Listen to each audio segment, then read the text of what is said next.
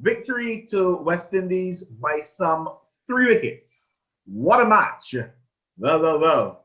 I know there are many people throughout the region who have not had a wink of sleep. And I suspect, no, I'm sure, one of them is Wayne Holder, to whom I owe an apology. Ayana Holder is also with us. Also to Jason King, who just couldn't wait to start celebrating, so he decided to get some early morning exercise. And of course, our very special guest, our extra special guest, Shirley Clarke, a pro dad. Welcome, Shirley, to Anything Cricket Test Match Watch. And we're looking at the amazing West Indies victory. Welcome, Shirley. Good morning to everybody, and thank you, Philip. How does it feel? Words can't explain how I feel right now, to be honest. It was a really good feeling, to see your son on debut and performing so well. I mean, extremely well. Unbelievable. I guess one could argue that it's probably close to the most amazing thing you may have seen in cricket, because it's never happened before where you had a double century in chasing down a target of that nature. Exactly. That what made it so special today. I mean, if I tell you that I was expecting a double century today on the last day in Bangladesh, I'm telling you live. I expected him to score runs today, at least get 100, but a double, that's amazing. Well, he was asked during the presentation, if he had winning on his mind from the beginning, and I thought he responded very well by saying he's a very positive person, and therefore he always had in mind that the team would do well. But we've got Jason King, as I said, your clubmate.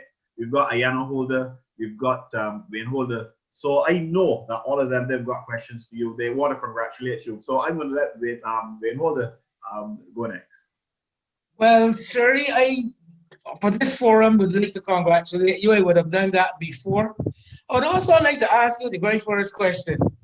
The last time that Kyle kept you up all night, how long ago was that? Maybe when he was a baby? Probably. You're correct.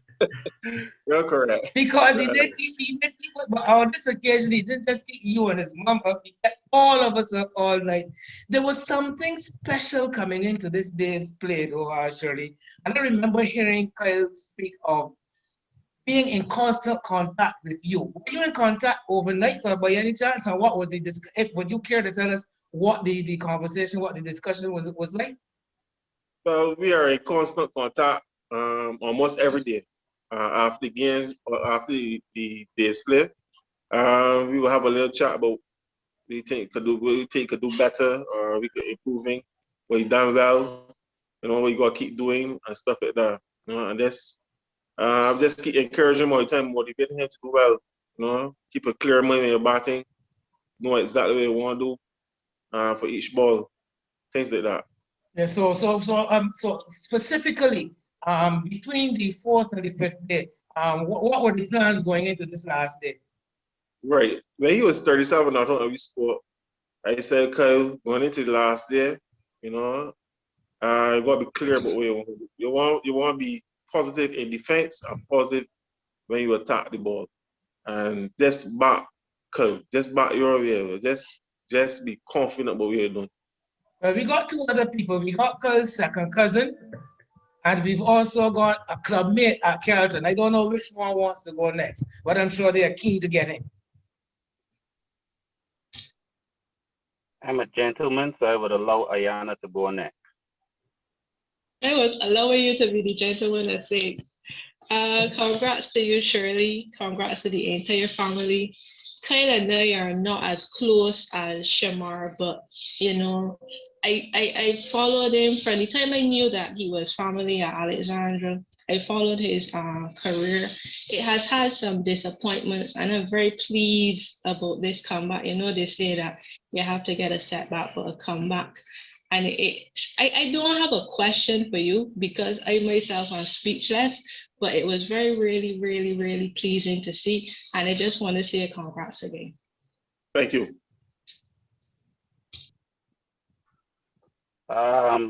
Shirley, congrats. Where I hold you, where I hold Kyle. an amazing performance. I will say not totally unexpected because I know what Kyle is capable of, although he's never made a double century even at first class level. Yesterday I predicted that if bad balls were bowled, they were going to be hit very hard and boundaries would likely result. And Kyle has been hitting the ball very hard. If you remember when we played first division cricket and he would beg somebody to come and bowl at him during the breaks, etc. You had to duck some things, and Kyle was only about 7 years old. So he's been hitting the ball hard. He's been positive throughout his entire career. Um, just a quick question for you. And I made mention earlier about mental strength. Do you think that his mental strength is what was responsible for the performance today? Obviously, yes. I just want to agree with that. Mentally, I think Cub was really prepared mentally going into today's play. He has been for a long time. He's very focused, and that's part of his game that was lacking before.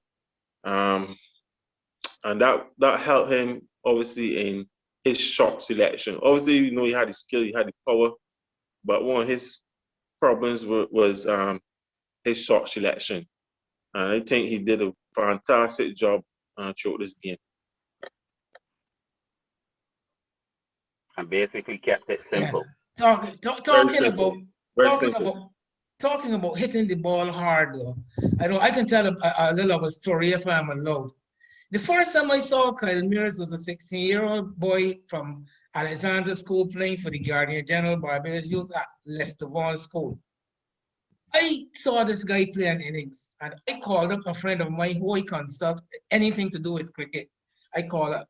Immediately called him up and I told him, his name is Wayne Crick. I says, Wayne, I just saw a youngster at Leicester Vaughan hitting the cricket ball like a man.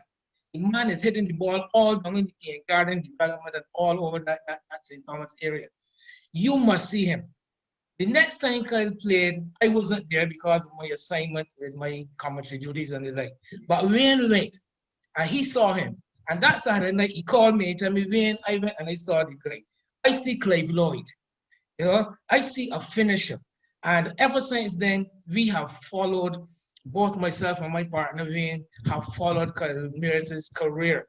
And Shirley, a question I wanted to ask, dearly, you are a father, you are also coach. I noticed in Kyle the steadiness of his head.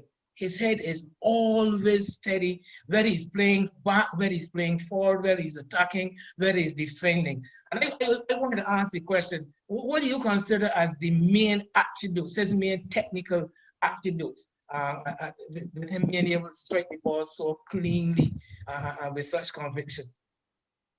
Well, the obvious thing is his strength, and as you mentioned here just now, the stillness of his head, and that allow him to hit the ball as freely as he wants to hit the ball. Just as one of the others. Okay, Jason, you want to jump in? Yeah, it's really and truly the ability. He has shot all around the wicket, but you remember I said that there was a little difficulty in one of the earlier programs, that he had a little bit of a difficulty playing spin and defending spin. And yesterday I said that I noticed that he was staying leg side of the ball, and that was how he was dealing with it. He continued that today, and that's what cricket is about. It shows that you are taking the time to analyze your game, adapt and adjust, and make what you can work. So being able to stay leg side of the ball, it meant that the bowlers then had to change up what they were doing. And in trying to do that, they bowled a few short balls, which allowed him then to get on the back foot and be able to hit the ball wherever he wanted to hit the ball, which in at least on 7 occasions was over the boundary ropes with the 7 sixes that he hit. So it was an excellent example of how to utilize the skills that you have to change the game in your favor. Again, I follow up on you, Jason. Another observation of mine was a man at work, a man thinking. Now we remember that Kyle was dismissed in the first innings, like before wicket, but getting he seemed to me to get the bat stuck behind the pad, playing that bat and pad. He came back in the second innings with the off spinner, particularly bowling that the arm ball coming back into him, and he had a very close call for like before wicket again with the bat coming from behind the pad.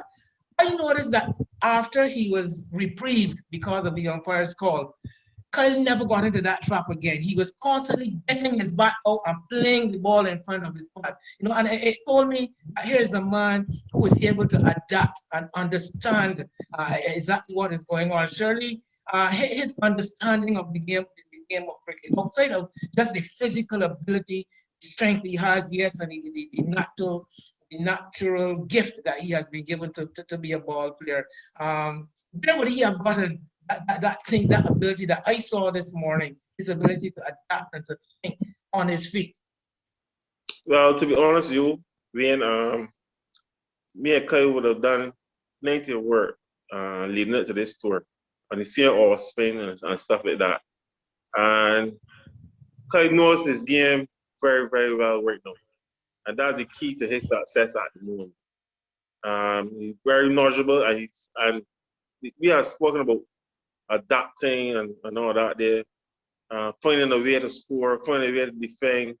So he was well equipped when going out to Bangladesh. Shirley, I was just about to ask you to put on your coach's hat, having been wearing your dad hat over the last few minutes or so. But you did it before you actually asked in relation to Shirley, in relation to Kyle, sorry. But you would have watched it, you would have stayed up all night as we already established.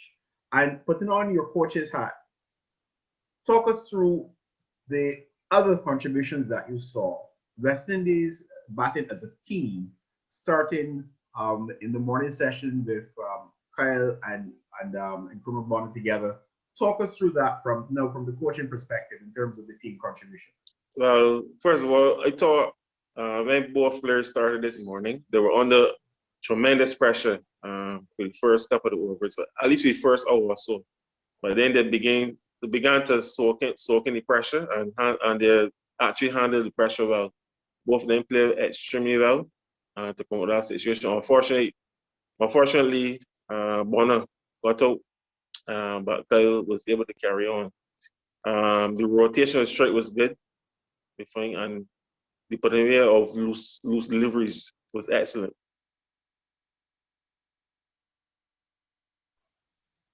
I think Wayne, you wanted to jump in just now. Yes. No, I was going to switch, still stick with Kyle, but I'll still, instead of being on the field, I was going to talk about the family connection and the support, the support group that Kyle would have had. I happen to be associated with his maternal side of the family, grandmother, Miss Springer in particular, a very good, close friend of mine. But I was told a story this morning by someone called me just before Kyle got to the 100 in the hours of the morning. And they were telling me that his grandfather must be a very, very proud man, that it was the grandfather who would have started him out. With the cricket, actually taking him to cricket and the like. What is the feeling like, though, generally among the rest of the Kyle Mears household or households, if that may be so? It's gonna be households. The general feeling is elated. Everybody's elated, happy for Kyle, very proud. I know that my brother that passed away, Terry, he would have been one person that would be responsible for Kyle's development too. I remember when Terry said to me he's going to take Kyle to play second division cricket, and he was still at Leslie Hall Primary School. I said, Terry gonna be crazy. Terry, no, he's ready. So and from there, Terry would look after him, going to cricket and taking him to cricket. bring it back home and stuff like that. So I have very, very good support from the family, trust me. And the all-round game, there's been some discussion where we noticed that his bowling took a bit of a backseat after the operation that had kept him out of the game for quite a while. Do you think that having been not having the responsibility of bowling consistently would have forced him to focus a lot more on his batting? Yeah, definitely. I mean, that situation with his ankle, obviously, that would have forced him to obviously focus more on his batting and not really neglecting the bowling, obviously, but bowling will have to come back in different stages. You gotta get back stronger in order to bowl a little bit faster. He still got the skill set to bowl, but his batting has really come along. Well, I think we all have to pay some attention. At least, as I said, as you mentioned earlier, reserve a thought for Nkrumah Bonner, because I guess he would have been a crutch, someone on who Kyle would have linked. I mean, it took the two of them to get together in that partnership. One amazing partnership, and one that will go down in history. I remember the last words I said when we were reviewing the fourth day yesterday. I myself had predicted, well, I didn't actually predict it. The form book would have indicated that the West Indies should have lost this match by tea time the last day. And I remember my last words being, if the West Indies were able to win this match, people would be talking about it long after the group of us who were on the show has left the planet. And this is really a historical occasion, and one that I'm sure that you will treasure for the rest of your life. Definitely. This one was special. It was not only special for Kyle, but it was special for the West Indies. Well, Shirley, thanks so much for taking the time out from your widespread celebrations. We had to wait on you a little while because, naturally, I know that everyone in Barbados and further field wanted to talk to you. So we do appreciate the fact that you took time away from your friends. I mean, we are friends too, but from your other friends and from your family, and shared the moment not only with those close to you, but with our viewers who I can tell you are pretty much all over the world. So many of them will be meeting the father of Kyle Mears for the first time, and really do appreciate your taking the time to share with us. Thanks for having me, Philip. Have a good day. Okay, we'll be back on Anything Cricket, Test Match Watch.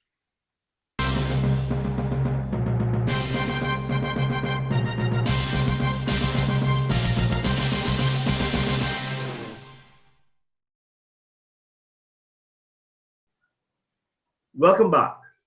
Well, I can say we've done it, but somehow it doesn't sound right because those guys worked so hard.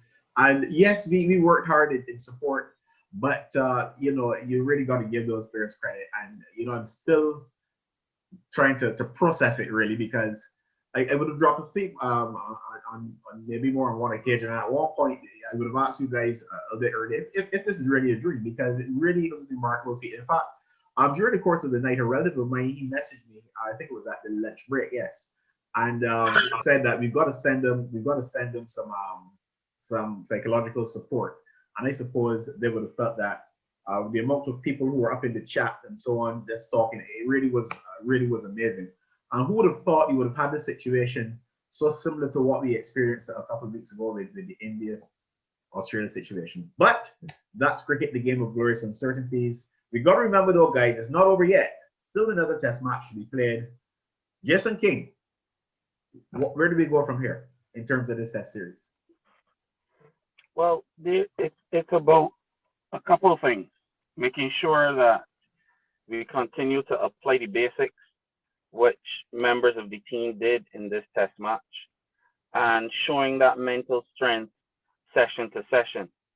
He's speaking about the amount of sessions in a test match, and you always have to be conscious of the amount of sessions left. And today, with the at the beginning of today, with 3 sessions left, analysis would have been done. How many sessions do we need to win? Winning all 3 would have been perfect.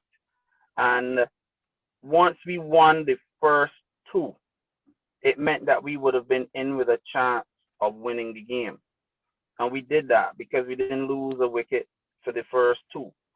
And to ensure that we don't lose wickets in clusters, we did lose 2 pairs today, with Blackwood following Bonner. And then we had Roach following the Silver. The second 2, I think both of them lost their wickets because they went ultra defensive, trying to get Kyle on strike so that Kyle would hopefully hit the winning run. But I don't think Kyle's hitting the winning runs was that important at that stage, because what may happen is that it gives Bangladesh some footage to look at regarding breaching the defense and the back pad for Kemar Roach, and realizing, okay, well, they'll still feel confident that if they get 1, they get 2.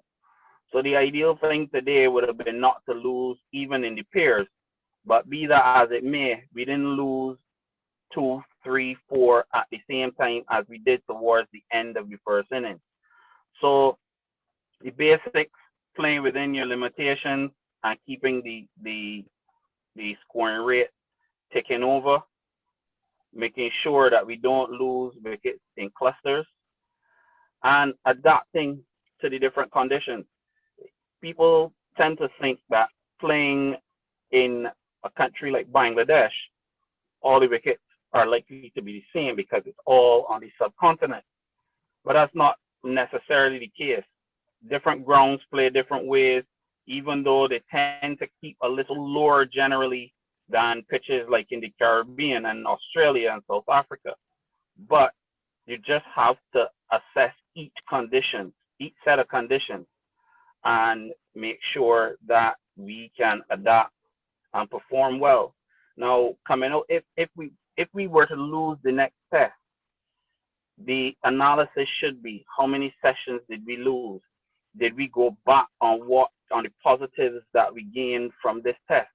Because out and out, Bangladesh may be a better side on paper than the West Indies team at the moment, because we do have some inexperience. I mean, De Silva was only in his 2nd test. So it was, yes, we had 3 debutants, but De Silva is only in his 2nd, so he's only played 1 more than the others. So we just need to look at that and see that we don't keep going back drastically.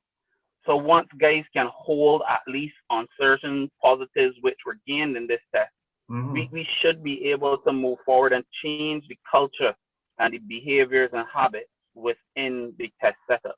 What about Ayana? What do you how are you looking forward, Ayana? Yeah, I would like to echo winning the sessions. You know, my word is consistency. And I realized that the guys were not like over the moon, because I know that themselves understand we like the job is not completed as yet. There's a long road ahead. Looking forward to the next test. I will reinforce the basics as well. There are a few changes that I would think about changing in the 11 at this time, as I think that it will make the team more valuable. Maybe bringing in a Raymond Reefer and Alzari Joseph for perhaps one of the top 3 batsmen between Campbell and Mosley. I personally would give Mosley another bite at the cherry.